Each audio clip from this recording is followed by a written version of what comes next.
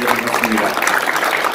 오늘 팀 피터슨 선생님의 발표가 진정성이 있고 감동이 되는 것은 말과 함께 행동을 병행하고 있기 때문이라고 생각합니다. 팀 피터슨 선생님의 그 구체적인 활동들이 북한에 박해받는 사람들에게 많은 도움이 될 것이라고 믿기 때문에 여러분들의 많은 어떤 동참, 참여가 있기를 간절히 바랍니다. 최근 북한에서는 닫힌 빗장을 열고 국제사회와 교류, 협력, 접촉이 빈번해지고 있는 상황입니다. 여러분도 너무 잘 아시겠지만 북한이 경제발전이라는 미명 아래 갑자기 북핵 포기 카드를 내밀고 북미 수교를 위해서 미국과 정상회담도 하고요. 북미 고위급 접촉이 또 이루어지고 있는 그런 상황인데요. 이런 상황이 오히려 북한에서는 국제사회에 대한 의존도가 높아지고 있는 상황이 된다고 생각합니다. 다른 말로 얘기한다면 국제사회가 북한에 대한 강력한 압력수단이 되고 영향력을 끼칠 수 있는 기회가 된다고 표현할 수 있겠습니다.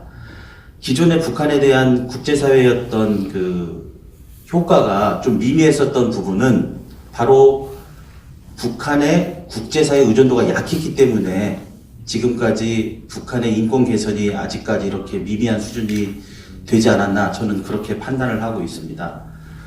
그렇기 때문에 현 상황에서 우리에게 새로운 기회가 생긴 거라고 생각하는데요.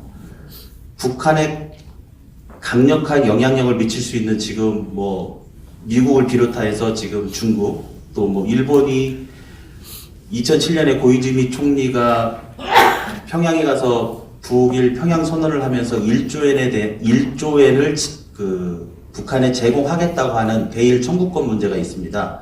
최근에 들어서는 그것이 200억 달러 이상이 될 거라고 하는 얘기도 있는데 북한의 경제 발전을 위해서는 그게 시드머니가 되기 때문에 북한은 지금 일본의 그런 전후 보상, 대일 청구권에 대해서도 관심을 가지고 있고요.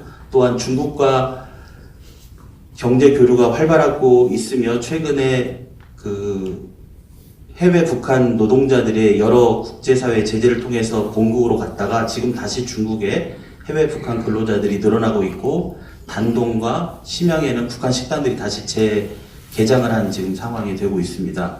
또 러시아 같은 경우는 송유관이나 가스관을 우리 대한민국에 설치하는 문제의 경유지로서의 북한, 또한 남북 철도 연결 사업을 통해서 러시아와 또 철도 연결하는 문제 때문에도 러시아와의 또 긴밀한 지금 협력이 일어나고 있고요. 이런 많은 나라들, 또한 유엔의 많은 기구들, 또 국제사회의 많은 조직과 단체들이 지금 북한과 긴밀하게 협력과 교류와 만남이 이루어지고 있는데 그런 조직과 기구들을 우리는 잘 활용해서 북한 인권 실태의 실상을 팩트 체크를 통해서 정확하게 제대로 알려내야 됩니다. 그리고 그 국제 기구들의 주체들을 잘 설득해서 그들이 북한과 접촉하고 만나고 대화를 할 때 북한 인권 개선의 요구를 강력하게 할 수 있도록 우리는 계속해서 여론을 형성해야 된다는 것이 제가 가지고 있는 현재 북한에 있는 박해받는 자들을 위해서 우리가 해야 될 어떤 새로운 대안이다라고 저는 생각을 합니다. 그런데 우리가 팩트체크에 대해서 좀 더 관심을 가져야 될 것이 여러분들 잘 아시겠지만 신동엽 군의 논란이 있습니다. 정치범수에서 표창결연으로 태어나고 했는데 그게 아니라고 하기도 하고 여러 문제가 있고요. 박연미 사건에도 많은 논란을 가지고 있고요. 또 최근에 북한 식당 종업원 납치 논란도 있습니다. 또한 북한 지하교회 교인 수가 각 단체마다 발표하는 수에 많은 혼란이 있고요. 이런 부분에 대해서 우리가 진상조사를 하고 공개 토론을 해서 어느 정도 북한 인권 단체들이 자정 능력이 있고 검증 능력을 가지고 있다고 가지고 있어야만 국제사회가 저희들의 이야기들을 믿어주고 신뢰하고 지지하고 우리가 설득을 할 수가 있는 것입니다. 그런데 그것이 자기들의 어떤 기득권, 여러 이해관계, 이것 때문에 자꾸 왜곡되고 조작되고 과장되고 이런 부분들이 많기 때문에 이 국제사회의 한 부분에서는 우리 탈북 동포들의 어떤 증언들 또 북한 인권 단체들의 어떤 주장들을 동의하지 못하는 경우들을 많이 보고 있습니다. 뭐 우리 한국 내에서도 지금 소위 말하면 민주화 세력 진보라고 하는 분들은 우리들의 이런 이야기들에 대해서 좀 의구심을 갖고 있는 상황입니다. 우리가 진정한 힘을 가지려면 오히려 우리 반대되는 진보 세력들도 우리의 지지 세력을 만들기 위해서는 우리가 이런 부분에 대해서 좀 신경을 써야 되는 거고요. 그래서 우리 주장만 강력하게 할 것이 아니라 그 부분에서 공개 토론하고 진상 조사를 하는 그런 어떤 모습들을 우리가 보여줘야만 우리 지지 세력을 많이 만들어내고 그것이 있어야만 우리가 여론을 형성하고 어차피 뭐 미국을 비롯해서 일본이나 뭐 우리 한국 같은 경우는 여론을 통해서 지지를 받아야만 대통령이 되는 거고 정부가 구성이 되는 거기 때문에 이런 많은 지지가 있으면 분명히 그 트럼프나 뭐 문재인 대통령도 우리의 요구대로 북한과 만나고 접촉하고 대화할 때 북한 인권 문제를 얘기하지 않을 수 없을 것입니다.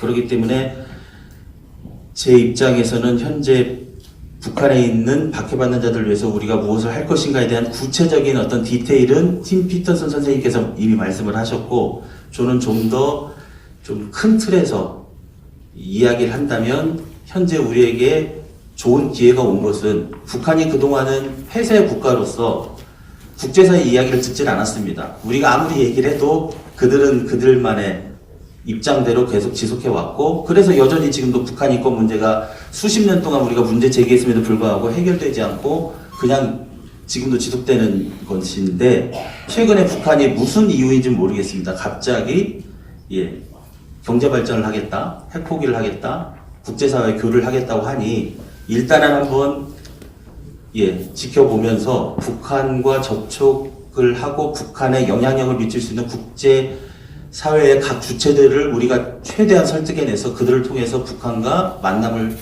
가지고 접촉을 할 때 북한 인권 개선에 대한 요구를 할 수 있도록 여론을 형성해내야 된다. 그게 제 토론의